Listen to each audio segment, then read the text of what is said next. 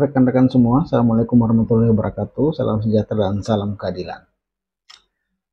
Rekan-rekan semua, saya membuat video ini bukan bermaksud untuk menggurui, juga tidak bermaksud untuk sok pintar.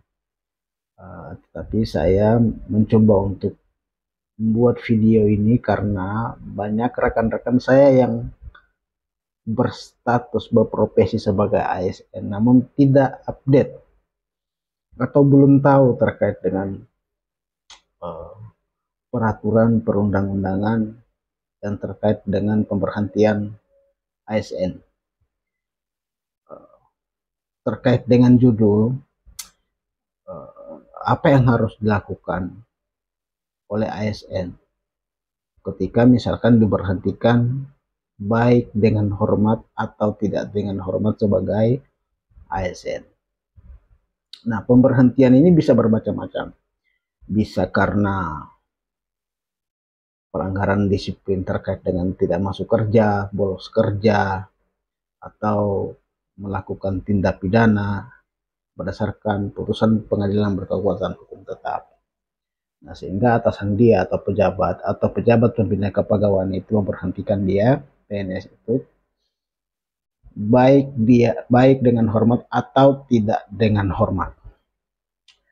Nah, seperti yang kita tahu bersama bahwa ASN itu ada dua. Satu, pegawai negeri sipil atau PNS. Yang kedua itu P3K, pegawai pemerintah dengan perjanjian kerja, yang sekarang ini banyak instansi pemerintah baik pusat maupun daerah itu yang membuka lowongan terkait dengan P3K.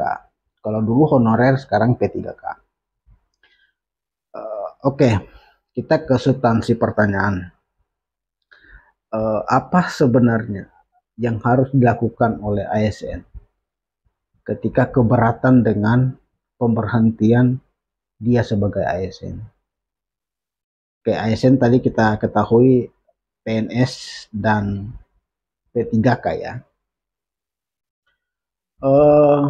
Sebenarnya langkahnya ini ada beberapa, baik bisa dilakukan di luar pengadilan sebelum akhirnya dilakukan di pengadilan.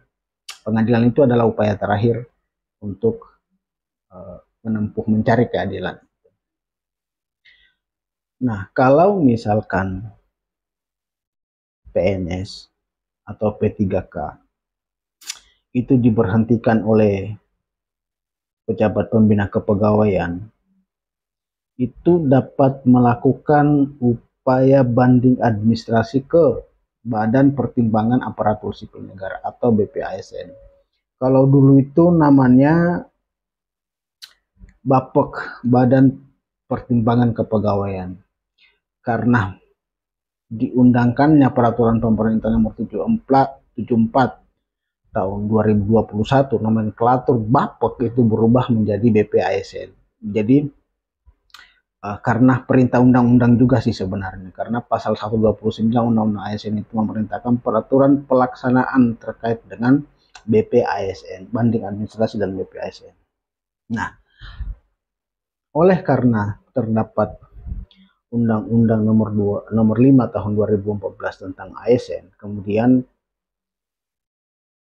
ada peraturan pelaksanaannya nomor 79, peraturan pemerintah nomor 79 2021, maka setiap ASN baik PNS maupun P3K apabila diberhentikan sebagai ASN maka dapat melakukan banding administrasi ke Badan Pertimbangan Aparatur Sipil Negara. Nah, Badan Pertimbangan Aparatur Sipil Negara ini hanya ada di Jakarta, di pusat. Di daerah-daerah itu belum ada. Nah, sehingga apabila ada ASN yang diberhentikan oleh PPK daerah, gubernur, bupati misalkan, maka bandingnya itu ke BPASN di Jakarta. Nah, pertanyaannya, bagaimana kalau misalnya keputusan pemberhentian oleh PPK dikuatkan oleh BPASN? Apa yang harus dilakukan selanjutnya?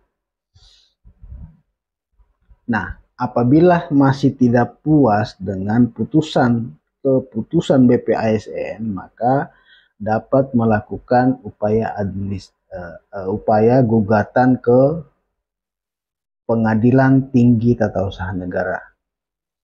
Kenapa harus ke Pengadilan Tinggi?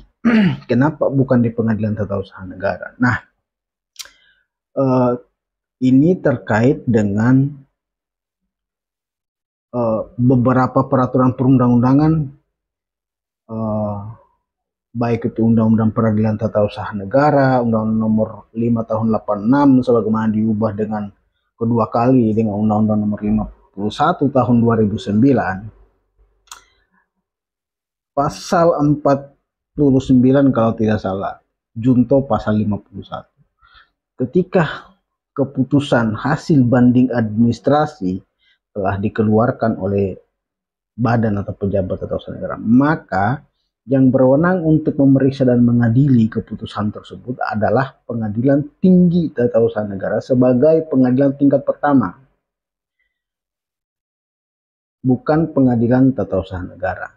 Nah, sehingga simpulannya, apabila Anda sebagai ASN, baik PNS maupun P3K, diberhentikan, maka yang pertama harus dilakukan adalah segera lakukan upaya administrasi ke Badan Pertimbangan ASN. Apabila Badan Pertimbangan ASN menguatkan keputusan pemberhentian itu, maka langkah selanjutnya adalah melakukan upaya gugatan ke Pengadilan Tinggi Tata Usaha Negara. Oke, jadi kalau ada teman-teman ASN yang ingin menanyakan terkait dengan sengketa-sengketa ASN segala macam, sepanjang saya bisa jawab, saya akan jawab. Oke, terima kasih. Dengan apa yang saya sampaikan tadi itu secara lengkap, Anda bisa baca di website saya pribadi, yaitu www.rifaihadi.com seperti apa yang di bawah ini. Di situ lengkap apa yang saya sampaikan. Oke.